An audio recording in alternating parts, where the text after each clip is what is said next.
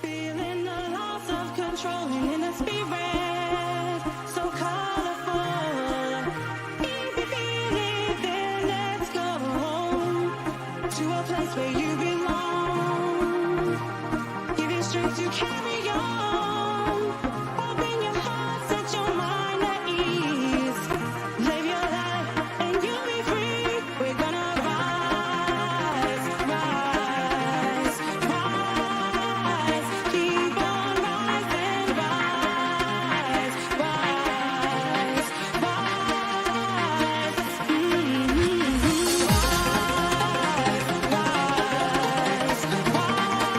rise, keep on rising, rise,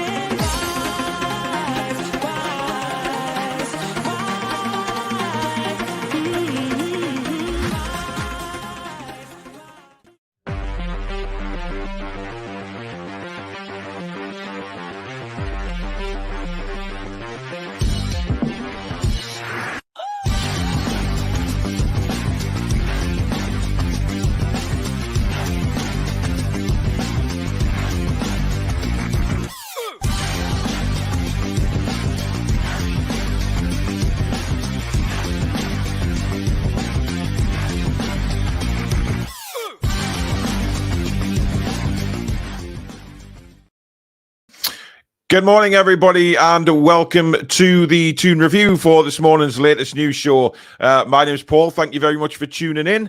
If you are new to the channel, as usual, please do hit the subscribe button in the bottom right-hand corner. And, of course, don't forget to hit the thumbs up button. You can donate to the channel if you do so wish by hitting that $sign at the bottom of the live comments. That will guarantee your comment getting read straight out. And, of course, you can donate to the channel if you do so wish by hitting that join button just underneath myself. Right. Good morning, everybody. And, well, want to start off with the news about contract extensions for Lewis Miley. Now, obviously, this was always going to come around because Lewis Miley has been absolutely superb this season. It all started, of course, from pre-season, where pre-season was a test for Eddie to see where certain youngsters were. And one youngster that really stood out was, of course, Lewis Miley by a long stretch, as did Elliot Anderson, of course, but he has since been injured. But Lewis Miley is so comfortable on a football for his age. 17 years old, and he's been asked to play a pivotal part in Newcastle United's form this season, or games this season, because of the injury crisis, and he's done incredibly well. And of course, that was always going to start reports of, is he going to, is he long term? Are we going to offer him a new contract, tie him down to make sure that he's one of the future players of Newcastle United? Because, with the likes of the young players that we have coming through, Joe Willock's still relatively young. Of course, we've got Anthony Gordon there. We've got Lewis Miley himself, Livramento, possibly Lewis Hall. Who the hell knows about Lewis Hall? But, it's exciting for us as fans. And we've got some good youngsters coming through the academy as well. And hopefully they're just going to be continued to be built up as the future goes on. Now, the report itself for Lewis Miley said that Newcastle United are looking to reward Lewis Miley's impressive form with a new long-term contract at the end of the season. So they're going to wait until the end of the season before they start the contract talks. Now, I think that's a good idea. There's no point in dragging contract talks on during the season, because we've seen it before. It sort of interjects with players' form. When all this Bruno contract was going on, if you remember a while back, his form wasn't great when all that contract talk was going on. And it does sort of just get into the mindset a little bit of the players. I'm not saying it's totally to blame, obviously, but we know that contract talk can be very, very difficult for players to undergo and things like that. So I'm glad it's the end of the season because I think he is pivotal to the future. Now, Miley signed his first professional contract with the Magpies back in May. So it was only in May that he signed his first professional contract, which makes it even more astounding that, he signed his first professional contract only in May of this year and is a pivotal member of the first team squad already. It's a monumental rise for Lewis Miley, and we've ranted and raved about him, and many fans have over the time that he's been in the team. Of course, he made his debut against Chelsea at Stamford Bridge last season at the end, and he caught Eddie Howe's eye straight away, didn't he? But he also caught the eye of a lot of us fans. And we were just delighted with him and thought, wow, this kid can play. And then, as I say, certainly the Tour of America is where he really stood out for me. Obviously, we saw him against Gateshead as well. And I think from then on, he's just grown in confidence. And Eddie Howe has thought, wow, this guy is only 17, but he can play. And that's the main thing. It doesn't matter about age for me. It's as if you're good enough, why not? Why not get in the side? It makes no sense if he's not. So I'm delighted. I'm absolutely delighted that Newcastle United are going down this route. Now, again, he's likely to be in the lineup on Saturday for the game against Kenilworth Road against Luton because of the injury crisis, of course. Obviously, he's also got Champions League experience now, Premier League experience. And according to reports, Real Madrid are also keeping an eye on him. Now, this might be pie in the sky, but these reports from Real Madrid looking at him are from media outlets in Spain. Now, people could laugh at that and say, well, why Real Madrid looking at him? But they looked at Jude Bellingham. I'm not comparing the two players. I'm just comparing the similar ages. Jude Bellingham's slightly older, obviously, but Real Madrid are very good at doing this. They are very good at picking young players out and bringing them through. So we have to make sure that this doesn't happen to Lewis Miley. Now, obviously, Lewis Miley is a Newcastle fan. He's come through the academy, etc., and he loves the football club. But it's very difficult when, as we've seen in the past, when Real Madrid come calling, players find it difficult to resist because it's such a big club. However, I think Newcastle will tie him down to a big long-term deal very soon. The maximum length of a professional contract offered to a player under 18 is just 3 years in the Premier League. So as a result, Miley's current deal will expire in 2026. So he's still got plenty of time left on his current deal. But, he's got to be on more money. I mean, I wouldn't assume that Miley's wages are particularly high at the minute, so I think he's got to up the ante a little bit, and we've got to start paying these players what they're worth. And this guy is an absolute gem. He is a gem. Sorry. Now, Eddie Howe also commented saying that whenever you're in this situation and you have to deal with players missing, there are always opportunities for other players to step in and state their claims. Lewis would be someone who has done that along with several other players. I think that when everyone does return, the group will be stronger for it. Now, for me, it's a difficult one for Eddie as well, because he's got to sort of have a think and go, right, okay, when we've got a full squad available, where does Miley fit into that reckoning? And I'm not so sure, because you've got Willock, you've got Joe Linton, you've got Longstaff, you've got Bruno, potentially Toon Army, of course, next season when he comes back from his ban. So there is players who you would say probably are in front of Lewis Miley. But then again, has Lewis done enough to be in contention week in, week out? I think he has. I think he's a massive talent to this football club. Howe also went on to say about a future loan move for the youngster. He says, who knows? It's very difficult to tell. I thought it wouldn't have been right to send Lewis on loan in the summer. I don't think that was appropriate. And he was also too close to playing here. Some players miss the loan system completely because they develop so quickly. They come straight into the first team and stay there. The rest will be dictated by Lewis and how well he performs. So again, the question was about Lewis Miley going on loan, getting first-team experience. He hasn't needed to do that because he's had a monumental rise, from the academy into the first team at such a young age. Not many players can actually do that. We see certain players do it and go on to have an incredible career. Jude Bellingham's doing it. I mean, people can do it. It doesn't matter about the age. If you're good enough and you're fit enough and you're in there. I think Eddie Howe has to be careful with his fitness, of course, because if he does overdo it with Lewis Miley, there is a potential of burnout, and we do not want burnout. That is something we just don't want at Newcastle United. We want to see him flourish in a big way. And you know what? He can do that. He could do that. No problem at all. And I really do think if he's offered a new deal, he would actually stay. Again, Eddie Howe saying it's dictated by how he performs as to what the future lies for Lewis Miley. Well, keep performing like that. The future's his oyster, isn't it? He could go anywhere. And that's the beautiful thing about watching one of your own come through. And I think as Newcastle fans, we've got a couple of Geordies in there. You've got Dan Burn, you've got Sean Longstaff, of course. Technically, Paul Dummett, he's been here forever, hasn't he? So there is players in that dressing room who are homegrown and know what it's like to play for Newcastle United. They know what it's like wearing the shirt and proudly displaying the badge on that shirt. And Lewis Miley is another one. And I can't wait to see how much this kid develops, because he's just absolutely incredible. His level of composure on the football is second to none.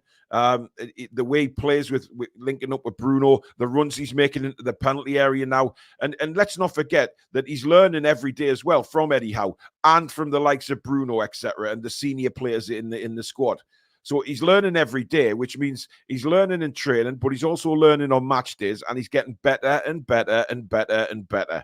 And I think it would be a damn shame, a real damn shame if we didn't hang on to him, because, it's the same as any other club, really. A player comes in, bursts onto the scene, there is going to be interest straight away. And Lewis Miley has well and truly burst onto the scene, which means there is going to be interest. And Real Madrid are the first real major side, I think, that have come sniffing around for Lewis Miley. So I think it's very, very, very important that we get this guy signed up. I really do. So yeah, that's the first part, basically. Just Lewis Miley, very, very important to Newcastle United's future, of course. And hopefully we'll see him sign a new contract in the summer, which will just be incredible. Mixes the old adage, Paul, if you're good enough, you're old enough. Exactly. 100%. Paul says, I love it when players come through to the team from a young age. After being a Newcastle fan all their young life, they have real passion up the tunes. And that's the difference, isn't it? You see these homegrown players, and that's why I think Eddie Howe has made sure that Dan Burn is a major, major part in that dressing room. We know he spoke about it on numerous occasions, how much Dan Burn is a massive influence on this football club, on the team and in the dressing room. And I think that's because he knows what it's like. Sean Longstaff knows what it's like. Sean will be a big influence in that dressing room, especially in new players coming in. They can tell the new players what this club is like, what the fans are like, and what it feels like to play at St. James's Park. So it's very important that we keep those players hanging around. Kevin says, when the more senior players are back, Lewis will be able to take a step back and learn even more, but still contribute. It's win-win. Absolutely, Kevin. Absolutely. I think he'll still be very much involved in the first team and still play some games. He's still a massive part of this, the first team, I think. Julie says, Miley will earn more money at 18 and even more at 21. Yeah. But it's one of these things that we've got to be careful with these players. That money doesn't go to the head. We've seen it in the past at Newcastle United. Niall Ranger stands out a mile, doesn't he? Of course, had serious problems in his career.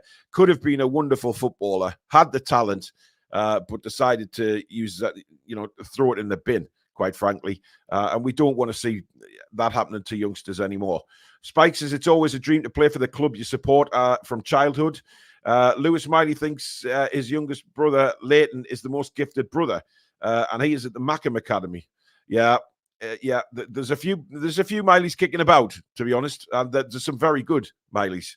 Hate to say it, but it's a shame Joby Bellingham went to the Mackhams and not us. Is there any update on when we can expect to have some players back from injury yet? Nothing yet. I mean, Eddie Howe's press conference is obviously tomorrow morning, so we'll cover that in the 11 o'clock show that we do tomorrow. So I'm interested to see where we are, but I think Eddie's learned a lesson about predicting players coming back, and I don't think we're going to see that. I think listen, if he gives a time scale and it doesn't happen, he's going to get hammered for it. And that's what we don't want. We don't want Eddie getting hammered for anything like that. So it's very important, I think, for Eddie just to say, look, he's out for a period of time. We don't have a particular date for him coming back. Best thing to say, probably. Dean says, Miley is a Geordie playing for his boyhood club. Why would he go anywhere else? Well, why would he go anywhere else? But, that and... Are we a bigger pull of as if a Real Madrid come knocking? Not yet. We're not. We're quite a bit away from that yet. So look, it's up to the player himself, isn't it? It really is. Now, what I do want to talk about as well is all these rumors going around about Eddie Howe, which I think are utter nonsense. I've read reports today about Eddie Howe and how long he's got left. When will he become under pressure? People are saying that if we don't get a result at Kenilworth Road, Eddie Howe's future is in serious doubt. At the moment, he has the backing of the owners. But when will that backing start to just start to weaken a little bit? Because we know the away form is absolutely garbage right now, and that's something that we have to put right. But there's many, many, many, many different factors to that, which I think the media don't ever think about. They just look on a bit of paper and see the results without looking at the factors that have caused all of this. So for me, I just think Eddie Howe is perfectly safe at the moment, and even if we don't get a result at Luton, do I think start to mount on him? Absolutely. But Eddie's already said that he feels the pressure every day. But the owners are backing him 100%. We've got a transfer window in January, which I think, again, the owners will back him. And I'm sure they've already identified the positions that need to be filled in January, and they've already identified targets. We're only a week and a half away from January, and that window opening. It's going to be a massive, massive transfer window for Newcastle United. So for me, it's a load of bollocks. The media have always been about this, and you know what really does me head in is when you hear the media go, Eddie's took Newcastle as far as they can go. That phrase really does my head in. And I'll tell you why, because, a manager can take a team anywhere if he's got the backing and he's got the squad to deal with. We know that if Newcastle United have a fully fit squad, we can beat anybody, right? We've proved that on numerous occasions.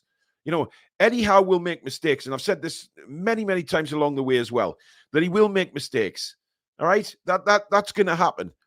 But as long as he learns from them and doesn't keep repeating the same mistakes. We've seen managers at Newcastle or at anywhere else who have made a blatant mistake and have been called up on it or criticised on it, and then they've done the same again a couple of weeks later and continue to do it. Now, if that's the case, then you have to start asking serious questions.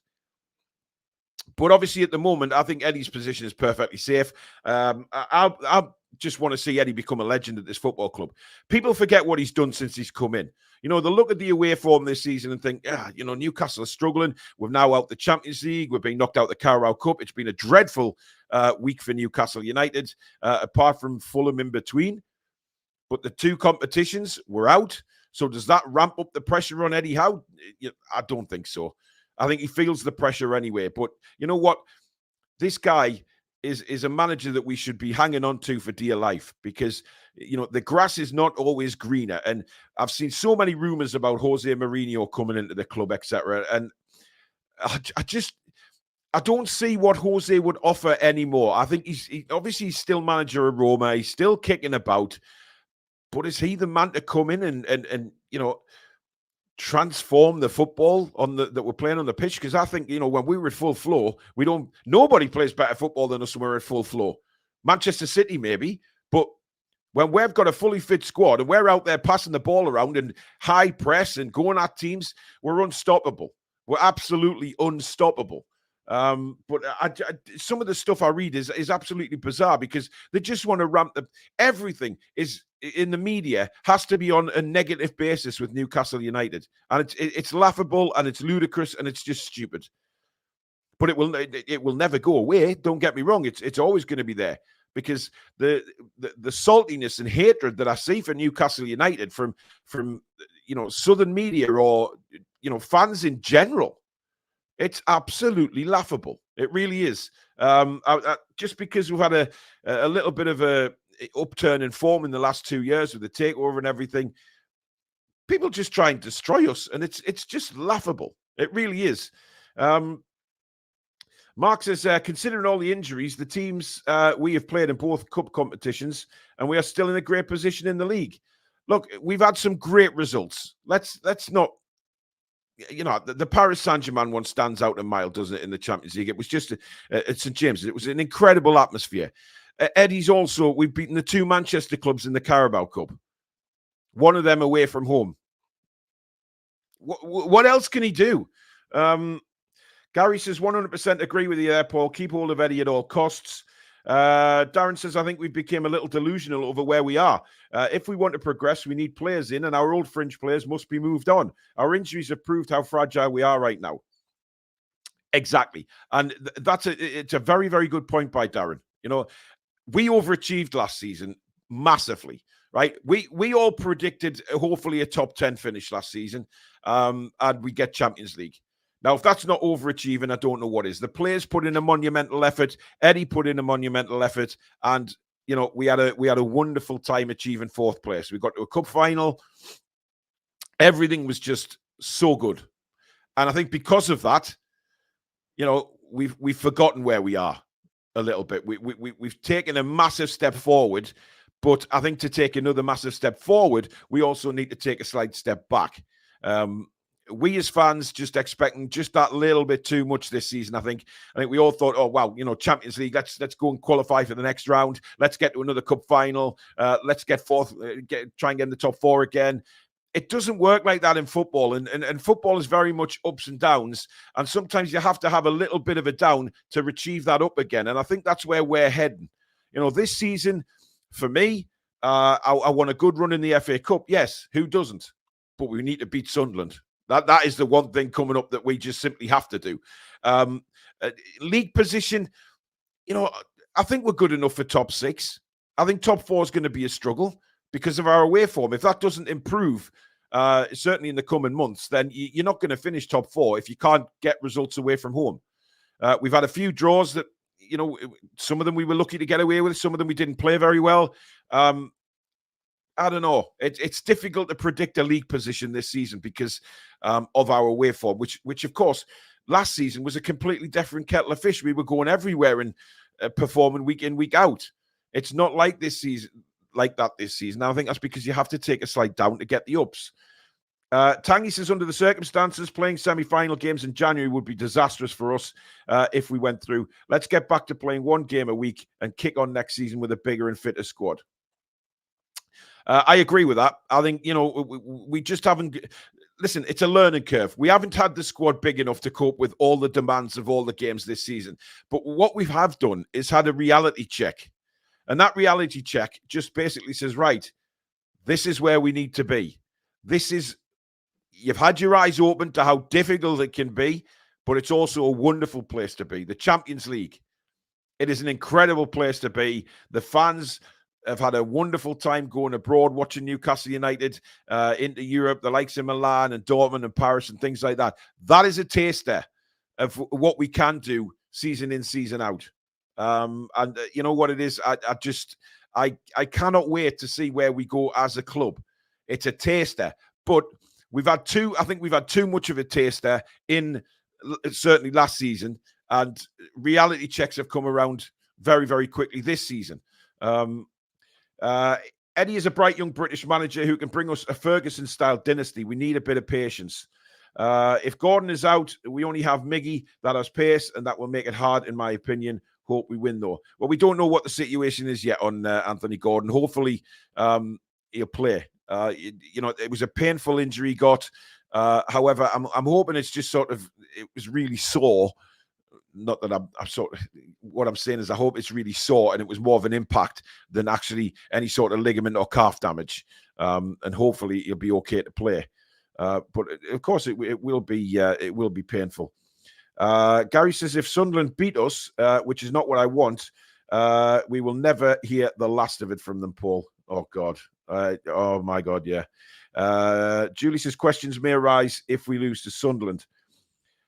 Kevin says, I disagree with the extra games in January. I'm gutted we lost to Chelsea with Fulham, Middlesbrough in the semi-finals. The chance for another final was practically there. It was. And that, look, nobody's going to deny that it wasn't a kick in the arse and a real, just a real painful experience the other night against Chelsea, because we should be sitting here as a Carabao Cup semi-finalist. I don't think anybody is going to, deny that. We were 1 minute away, and of course, it was a stinking mistake that we lost the game. However, we're out now, and we have to deal with that. And we know as Newcastle United fans, we've had to deal with so much over the last God knows how long, of painful experiences. We're used to that. And that's why when we do achieve the highs of finally winning something, it's going to be incredible. Incredible. Now, one other thing that has certainly taken over again is the Super League. Now, I just don't want this Super League. I don't think any football fan wants the Super League. Certainly of the Premier League fans. I've listened to Mark Goldbridge this morning before I came on air talking about it, and he's dead against it as well. It'll just ruin football for us as we know it. They're talking about playing Super League games, not just home and away, but they're talking about going to Australia and America. And I tell you what, if the Super League happens, the Premier League disappears. It goes, because you can't tell me that a Premier League team is going to go out to play in Australia in the Super League midweek and then come back and play a Premier League game on a Saturday or Sunday. It's just not going to happen. Right? Yes, they do it for international duty on a one-off basis, but when they're doing it every couple of weeks, it's just ridiculous, and it's expecting too much of the actual players as well. Now, the teams that would be invited into this Super League are going to be the big boys, right? The rich teams around Europe. Okay, so you're looking at the normals like the Barças, the Real Madrids, the PSGs, the Dortmunds, the Munichs. All of these type of teams will be invited. We will get invited because we're one of we have the richest owners in the world. There is no doubt that they want Newcastle United to be a part of it. But it's just rotten. It's just rotten. And, it just completely ruined football. I have never, honestly, when I've looked at the amount of fans that are dead against this, if they try and push this through, then fans are going to 100% kick off, right? It's as simple as that. They will 100% kick off about it because that's the way it will be. No decent football fan wants this Super League because all this Super League is about is money. And I tell you who will dictate the Super League, the likes of Barcelona, Real Madrid, and the rest of them. Right? They will try and dictate the rules, the matches, the fixtures, all of this kind of crap will be dictated by the big boys. And I'm not for it at all. I cannot stand the idea of a Super League. And the Champions League will just dwindle away. All competitions as we know it will be out the window. It will completely destroy football. It's all about money for these owners. And you look at the Liverpool owners who wanted to sell the club earlier in the year. The Glazers at Manchester United have suddenly decided that they didn't want to sell all of the football club. Because I tell you why, they knew this was coming. This court hearing and bang. They knew it was coming. So they've stayed at the clubs because they know what a money-making monopoly this will be for the likes of the Glazers, the Liverpool owners, all them people. I don't think the Saudis are too bothered about it because they've got more money coming out their ears than anything else. So I don't think it affects our owners as much as it would, other teams. But you look at the rest of them in the Premier League and further down the football pyramid in this country, it will just slowly dwindle away. There'll be no Premier League. And that's such a shame because you look at the likes of, say, take for example, a Luton Town who, yeah, they'll probably get relegated this season, but what an experience for their fans after being away from the top league for so long. They get into the Premier League and are having just a remarkable time and really enjoying it. But those experiences are going to be slowly taken away by the making of this Super League. It is bollocks. It is absolute bollocks. And we as fans, we have a duty to stop this happening. How? I have no idea. But we have a duty to stop it happening because it will ruin football as we know it. It will just go, it will be out the window, and we will have nothing. We as Newcastle fans, God knows, we'll be in the Super League because we'll get invited. But I don't want to be in the Super League. As a Newcastle United fan, I do not want to be in the Super League. I've got no interest in it at all. Football is the Premier League and the European competitions for me.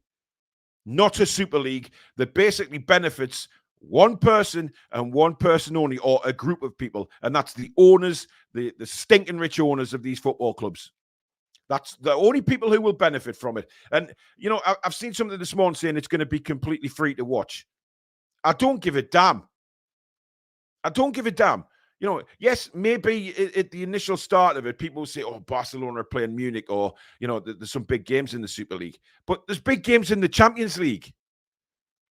There's huge games in the Champions League. So why would we? Why? Because money talks, and that's all it's about. It's not about the fans. It's not about the players. It's not about the clubs themselves. It's about the owners. And all they see is dollar signs in front of their eyes. We saw it last time they tried to set it up. We are seeing it again. And it makes me sick to the stomach. I hate the thought of a Super League. Nathan says the European Super League is negative for the Saudi Pro League. Jules says, and don't forget, if the Dark Six goes, there's still a lot of clubs in the Premier League with money, so the Premier League won't go away at all. Oh, it will, Jules. It will. Because it'll not just be the Dark Six that are involved. You're talking about all the money will be thrown at the Super League.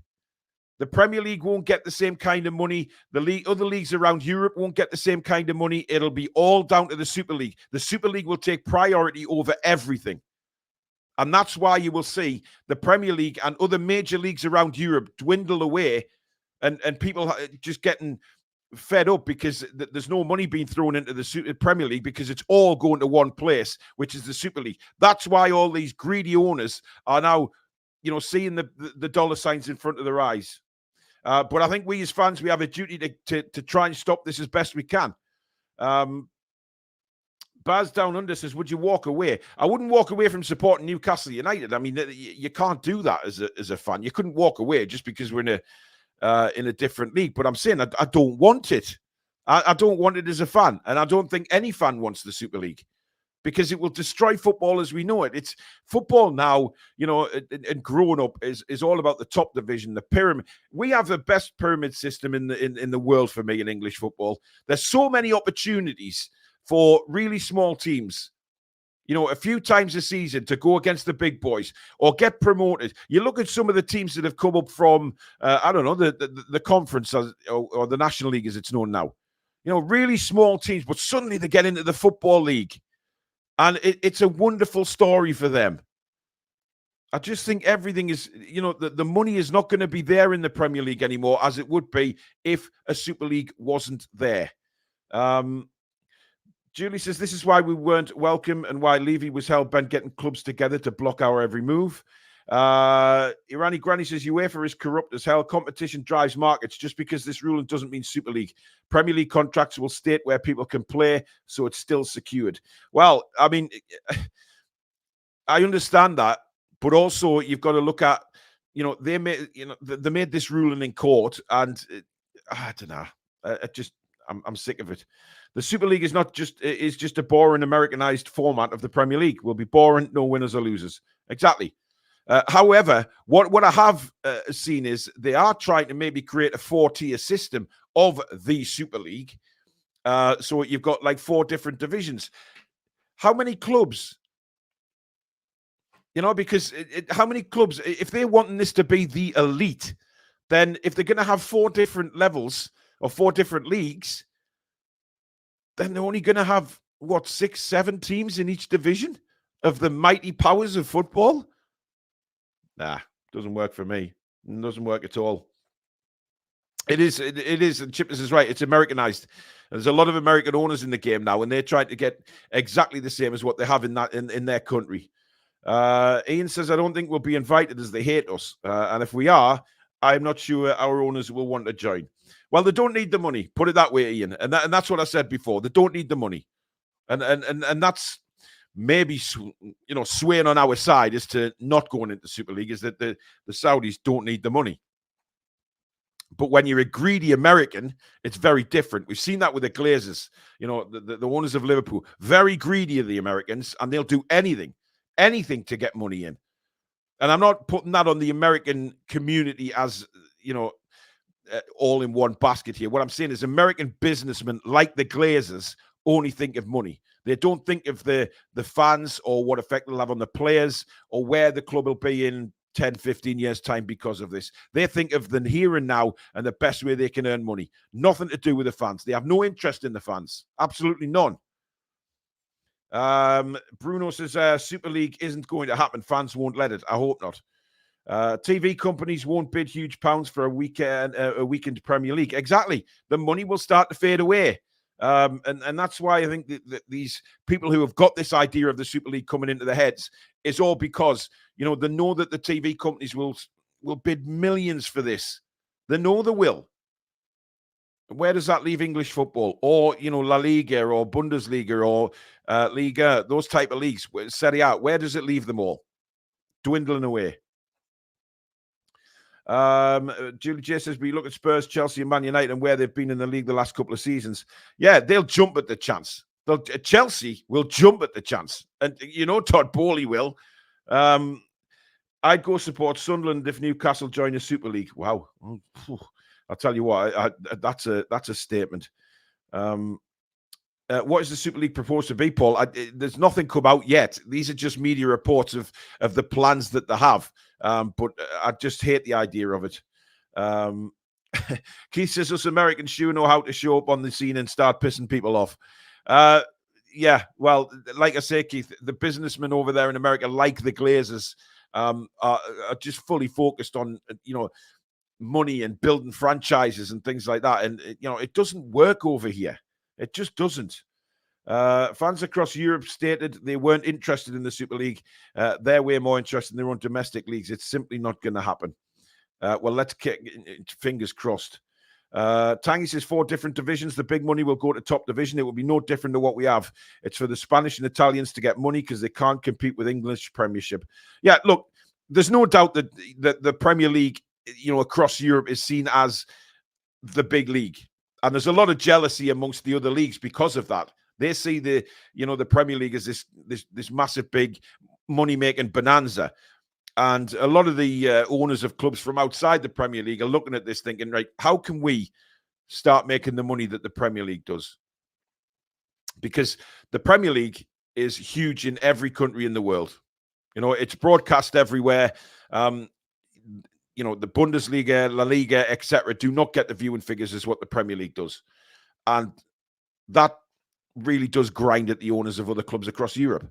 So the Premier League is frowned upon, if you like. They're not liked across other countries. But when it comes to making money together, they know the other European countries need those Premier League teams in the Super League to make it a success.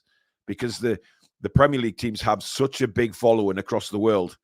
And if the Premier League teams weren't in the Super League, it wouldn't be the money-making bonanza that it possibly would be. Richard Masters always said if those 6 clubs try to break away again, they'd be kicked out. Well, we'll see if he's a man of his word. It's Richard Masters here we're talking about. And is Richard Masters a man of his word? No. So let's just wait and see. Because if Richard Masters suddenly is offered multiple figures into his bank account, then I'm sure things would be very, very different. I just don't trust that man as far as I could kick him. But look, Premier League for me is the bread and butter. It always will be. And I would absolutely hate for the Premier League to just be dismantled, because that's what will happen. The money will dry up. Teams will want to go and play elsewhere. And, you know, but I mean, look, nothing is proposed yet. That is the thing. Nothing is officially proposed. And let's just hope it disappears. I doubt it will. But let's hope it does. But there you go, guys. That is the show done and dusted for this morning. Thank you very, very much for joining. Like I say, if you are new, please just subscribe. Do subscribe to the channel and also hit that notification bell, which will let you know when we schedule the live shows or upload any videos. Thank you for tuning in this morning. We are back tonight with the match preview of the Luton game at Kenilworth Road. So that is one not to be missed. What tactics do we go for? What is the injury situation? And of course, we'll bring you any latest breaking news from Newcastle United. Don't forget to hit the thumbs up button on your way out, guys. It really does mean such a big thing to the channel itself. We really, really need those likes to come in. So hit that button before you leave, and we will see you tonight again at 7 o'clock. Have a great day, everybody. Take care. Come back and check on some green.